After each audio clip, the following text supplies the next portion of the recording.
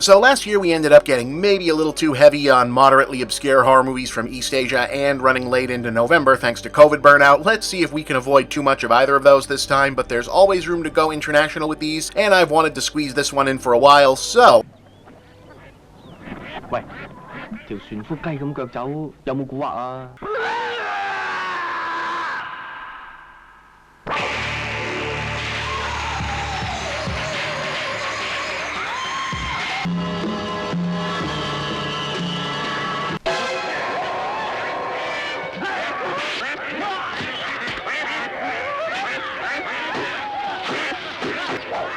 As had long been established, eventually every national cinema generates a big moment of creative genre experimentation that at a certain point entails a generation of young filmmakers riffing on the grimy, naughty genre stuff that inspired them jointly for fun and also naked exploitation movie profits. Basically, seems like sooner or later, every country in the world does their Night of the Living Dead, their First Blood, their Mad Max, their Texas Chainsaw, their Evil Dead, their Chained Heat, etc., etc., etc. 1980's We're Going to Eat You is Hong Kong's one of those for the Texas Chainsaw Massacre.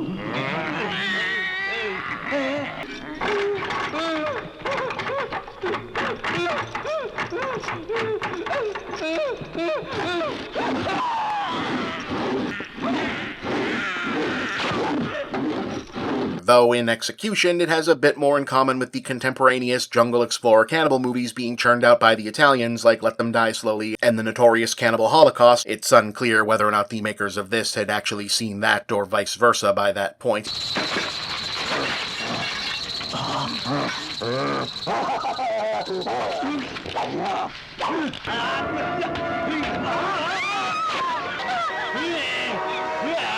Anyway, if that doesn't make you at least the least bit curious about this one, it's also the sophomore film from soon-to-be legendary Hong Kong action auteur Choi Hawk, the director of Zoo Warriors from Magic Mountain, Once Upon a Time in China, Time and Tide, Seven Swords, the recent Detective D features, The Taking of Tiger Mountain, and producer of the Better Tomorrow and Chinese Ghost Story movies, among just a lot of other things. Like, a lot. Look up his filmography. There's more than I could possibly put here. Some good...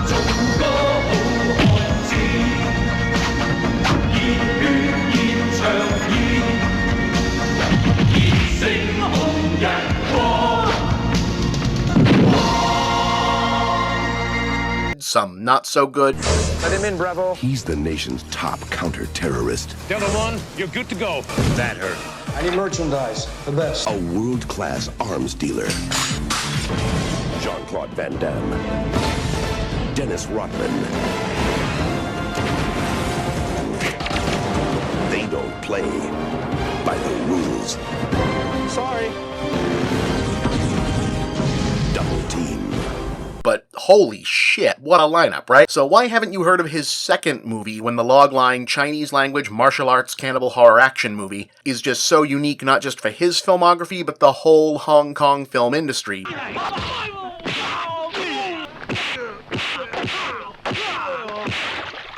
Well, same reason that Chinese horror films have always had a tough time breaking through globally. The differences between what's considered taboo-breaking, gore, violence, or supernatural tropes are so markedly different, and so much of the East Asian ghost story genre tied to elements that read humorous in the West, the translation just doesn't translate a lot of the time. Like, this film's answer to Leatherface is just a really tall giant lady who more or less keeps trying to sexually assault the male protagonists, and it's more uncomfortable than it is scary.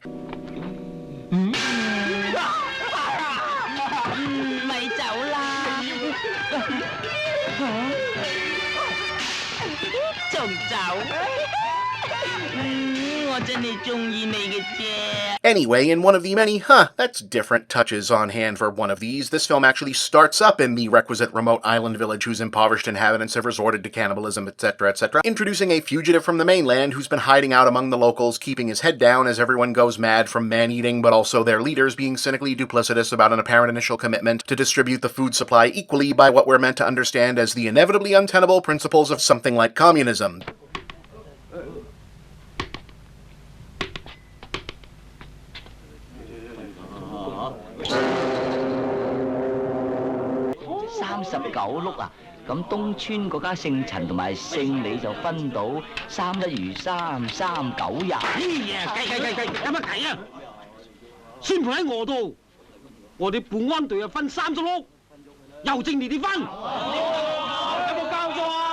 邊個話搞錯？點夠分啊？係咯，以前保安隊得分16㗎嘛，有咩理由咁分法？靜啲啦，我睇你哋今日都係唔夠分㗎啦。我雞定住檔先。雞啊？雞點定得檔啊？Message! Because it's Hong Kong in 1980, so there's no funnier joke to make than, ha ha, the mainland's ideology sure is dumb and many of the rural provinces are indeed struggling economically at this point. Ha ha, that's in no way gonna look different in a surprisingly short amount of time. Anyway, our actual protagonist is eventually a government investigator on the hunt for the first guy. 我係專責追緝兩港大道勞力士嘅中央調查局華南秘密情報科第一特警組嘅密探999啊！哇！浮屍啊！ Who gets waylaid en route to the island by another hustler, and soon all three guys are constantly getting captured, freed, allied, backstabbed, etc. by the convoluted cannibal villager politics vis-a-vis who is and isn't fully committed to the whole people-eating thing. 我唔食啊！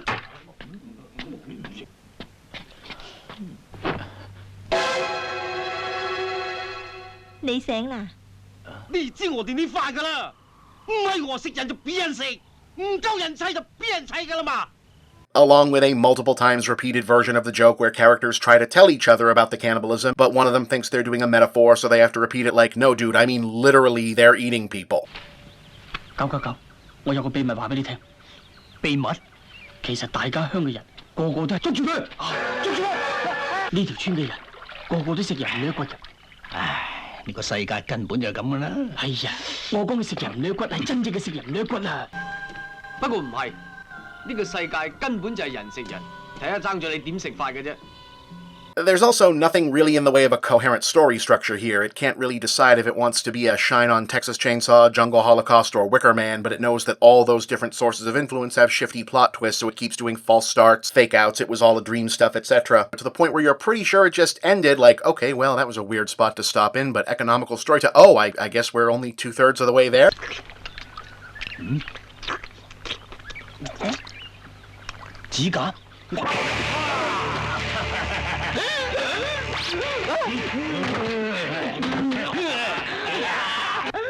阿媽，快啲嚟救！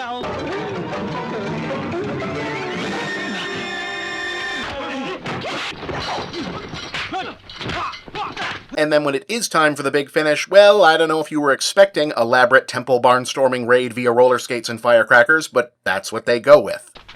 放炮仗啊！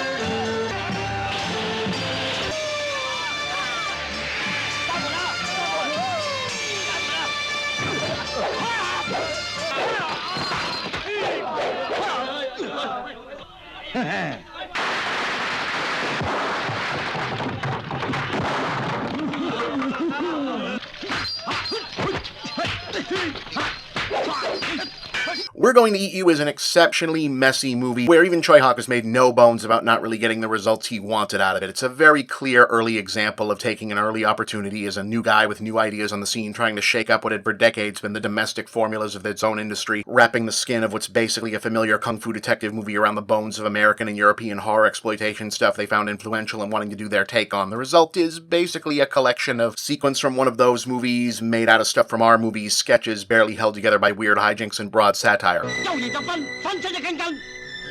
隊長啊，你講呢句説話就最啱啦，佢哋就係想你瞓得穩盡啲。溫蠢。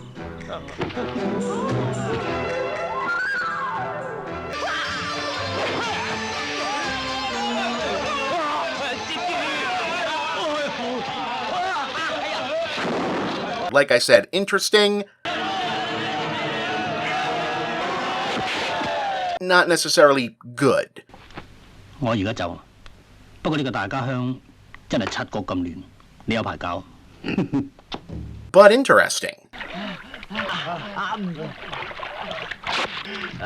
家姐。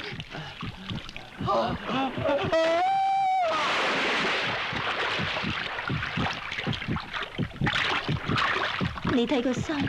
It'd be a stretch to say that any of this works beyond the retroactive curio factor of being able to definitely tell, yep, this is what learning on the job looked like for someone who'd go on to revolutionize their industry. It's not necessarily scary, funny, or properly dramatic enough to be sold as a horror, comedy, or martial arts melodrama, but all mashed up together, there isn't exactly anything else like it, and thanks to the magic of sketchy international distribution rights, not at all that difficult to see anymore and cross off your, well, now I've seen everything list, which is what Schlocktober is all about.